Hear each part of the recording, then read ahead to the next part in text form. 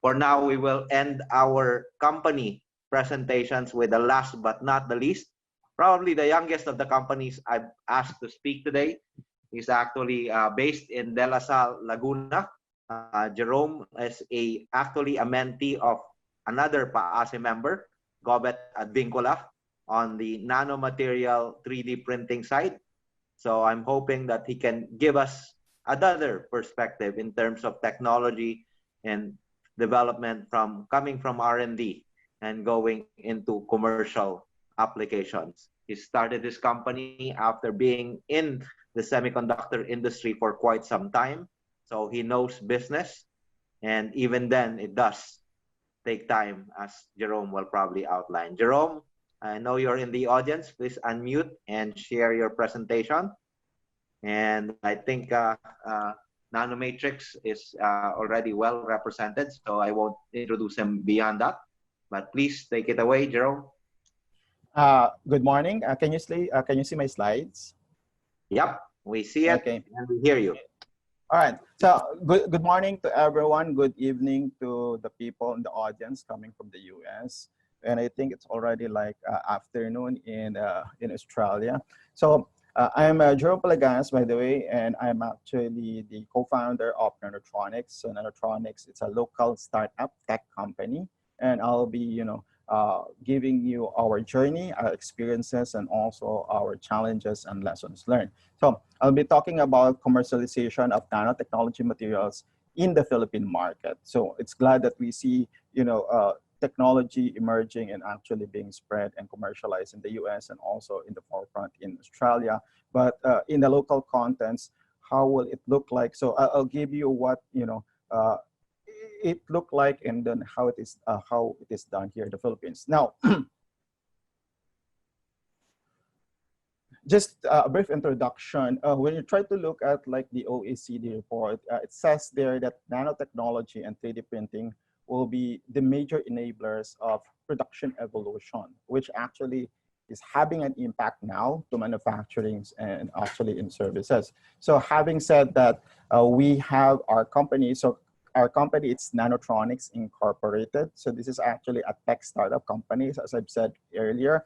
And we are pioneering in the production of nanostructured materials coming from highly renewable indigenous plants. And also we provide a bespoke or customized technical solution, leveraging in our competency in nanotechnology material, advanced polymer, additive manufacturing, or actually 3D printing, as you call it, technologies. Now, just to give you an idea what are our products. So our first product that we introduced in 2018 is actually MTEX. It's a cellulose nanocrystal. And also on the same year, we introduced MTEX TP due to the market demand coming from a client. So what it does a lot of things, but basically you use it for lightweighting application. And then of course, since it's a bio-based, it's environmentally friendly.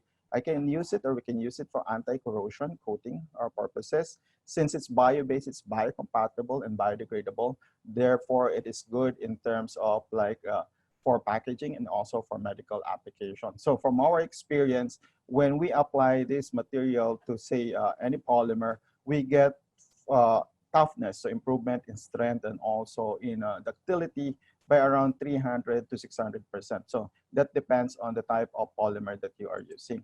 Now, just to give you, a hindsight on our competitive advantage with our products. So our aspect ratio really gives us, the biggest advantage. And secondly, when you look at our raw material, so we're using indigenous plants. So currently in the Philippines, we can source it, or actually we can derive it coming from 3 indigenous plants. Here, the Philippines is very rich in terms of natural resources.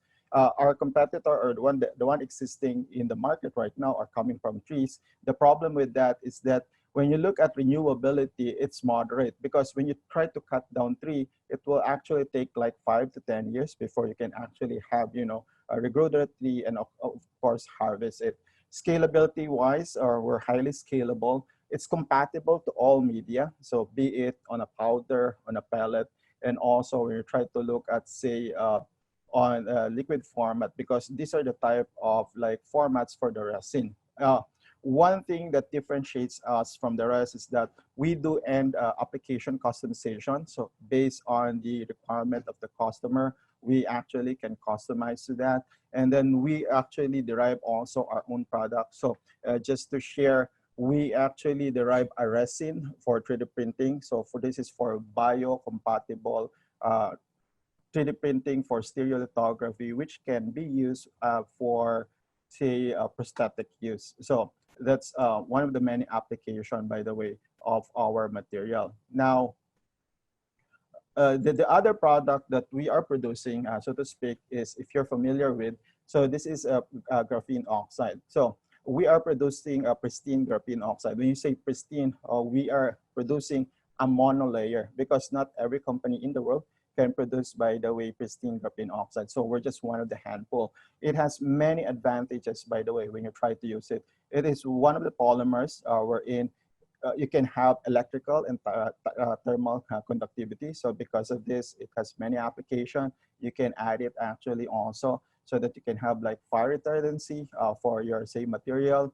It's also biocompatible and biodegradable. So with the pandemic right now, it has an antibacterial, virus or virucidal properties, wherein I can use this for coating application. And just to top it all, it has an application to almost any industry. Now, these are the current markets that we are serving. So coming from electronics, aerospace, 3D printing, water filtration, so marine composite, even in coating. Automotive right now, it's very strong, going towards a sustainable packaging. So being driven by the European automakers, medical, and then packaging. So I just came, from a discussion actually from a reverse pitch from one of the Silicon Valley companies last night. So there's a big push really on sustainable packaging and bio content of the material as of today. So this will be companies coming from both US, Japan, and actually some from Europe. Now, in terms of our journey, we started our journey in 2015. So just so you know, we are part of the DOST Pictured Human Resource Development Program. So we're the first batch actually sent by Pictured to say study and actually to focus our research on advanced polymers and also on 3D printing. So in this stage, we are looking at, say, a concept or in look at certain resources or materials here in the Philippines, wherein we can apply our, say, idea and then make it as a product. So that's a byproduct of that. So 2 years later, fresh from the US, we started, we actually gave a proposal to be shared way back then. And we were fortunate enough to be selected as one of the 15 startup grantees. So this is like Nanotronics, and these are the rest of the startup companies, by the way, who were granted and also successful today. And in 2018, we put up our pilot production, and of course, we started production. From there on, actually, we've been active in terms of marketing our nanomaterial products here and abroad. So just to give you a hindsight, so this is like Semicon Taiwan. You may be wondering, why are we in Semicon Taiwan?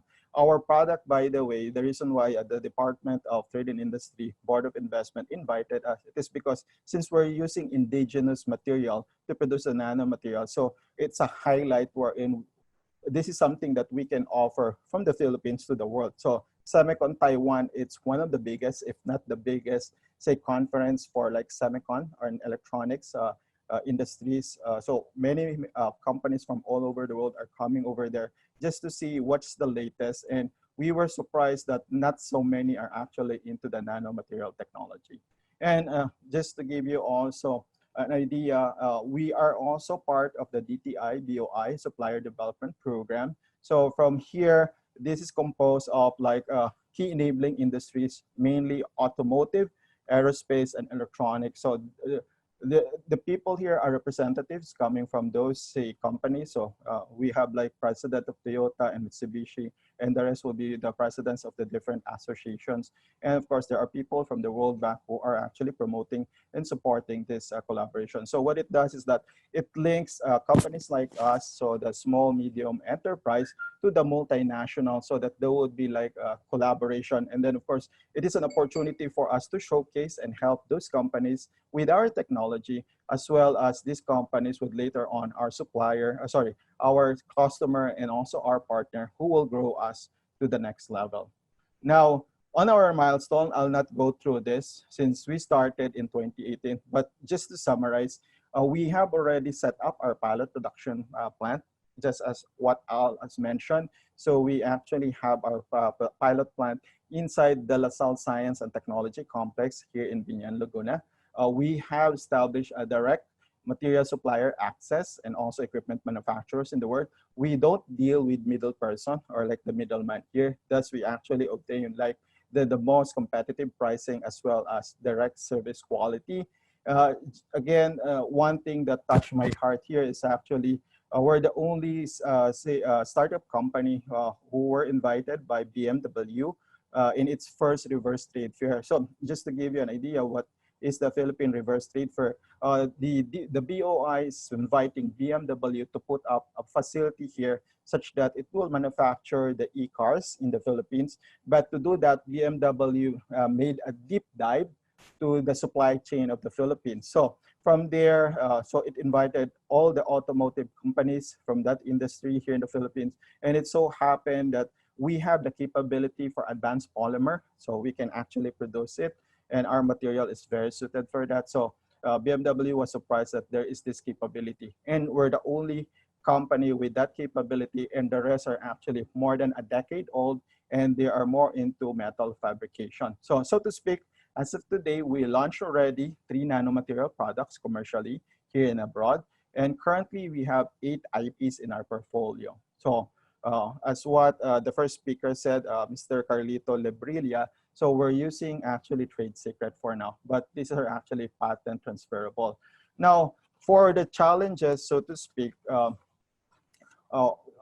there are like 3 challenges for a startup. So mainly, we will be looking at first is the funding. So for the funding, it is an acid test to commercialize your idea to become a product. And for our case, it took us almost like 2 years before we even get started, you know, the pilot production. Second is that your supplier, it is very crucial that you have your suppliers for your upstreams and also your downstream, because they play a critical role in your supply chain or in the processes. So having a product to offer is one thing, but your ability to keep your product in the market for your customer is another. So that's the most crucial. The next is actually the customer. So all 3 are crucial and important.